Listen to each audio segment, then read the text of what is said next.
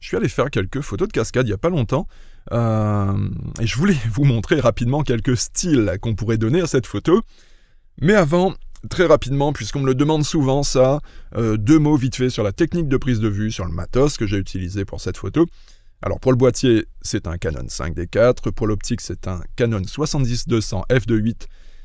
Ici, j'étais à 70 mm. Pour l'ouverture, j'ai choisi volontairement f2.8 pour avoir du flou sur le feuillage. Je trouve que ça permet de donner plus de profondeur, plus de style à cette photo. Sinon, pour les ISO, je suis à 800 ISO. Ça peut paraître peut-être un peu élevé comme valeur ISO, mais surtout pour de la photo faite en plein jour comme ici. Mais ici, ces ISO, c'est parce que je voulais figer le mouvement de l'eau, je ne voulais pas faire de pause longue, et ça, juste histoire de changer un petit peu, puisque des pauses longues, j'en ai déjà fait plein. Bref, j'aime bien comme ça, je trouve que ça change un peu, vous me direz d'ailleurs ce que vous en pensez. Et enfin, le temps de pause, ici, avec une ouverture à f2.8 et 800 ISO, ça m'a donné un 640e, c'était pile ce qu'il fallait au final pour figer l'eau, pour qu'on voit bien chaque petite goutte d'eau. Et je crois que c'est tout pour le côté technique. Ah si, les filtres, pas de filtre sur cette photo, pas de polarisant, rien. Allez, je vais tout de suite vous montrer les différents styles que j'ai trouvé sympas pour cette photo. Et avant, je vais déjà changer le profil couleur avec du Adobe Paysage. Je vous ai déjà expliqué pourquoi je fais ça. Ça permet de poser les bases concernant le style de la photo avec plus ou moins de contraste, plus ou moins de couleur. Et ce style Adobe Paysage fonctionne bien, d'une manière générale, avec les presets. Ça donne une bonne base pour travailler.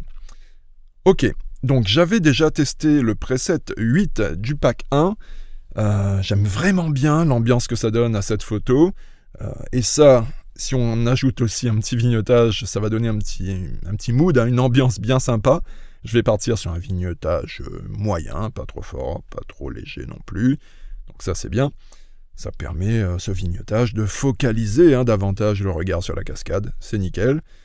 Mais je vais encore accentuer un petit peu cet effet en fermant un peu le bas de l'image. Ça veut dire que je vais assombrir un petit peu le bas de l'image pour vraiment que l'œil se concentre bien sur la cascade sans se laisser trop divertir par la végétation qu'il y a autour.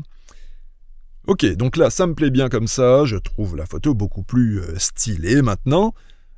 Non pas que d'origine elle n'était pas bien cette photo, non, elle était bien, mais peut-être un petit peu trop banale, lui donner un petit peu plus d'ambiance, je trouve que ça lui fait pas de mal du tout.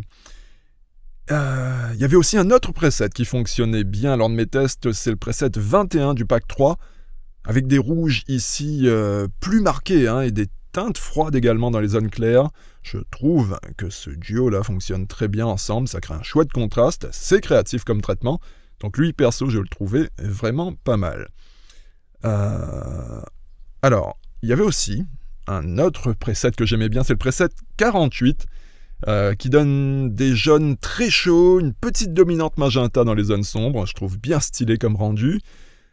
Après, ça, c'est 3 exemples que je vous montre vite fait, mais les autres presets aussi, il faut les tester, puisque ça donne aussi des ambiances très intéressantes. Donc, amusez-vous à tester tout ça chez vous. Et pour finir avec les démos, je voulais vous montrer un nouveau preset que je viens de réaliser, c'est celui-ci. Je vais aller faire une petite comparaison avec la photo d'origine pour que vous voyez mieux son rendu. Voilà. Donc ce preset donne ce style, avec un rendu mat, des zones sombres et des verts aussi. Les noirs sont densifiés également pour les photos d'automne, pour tout ce qui est photo en sous-bois. En général, c'est un preset qui fonctionne vraiment bien. Et ce preset, je vous le file, c'est cadeau pour ceux qui ont déjà les packs 1 et 2.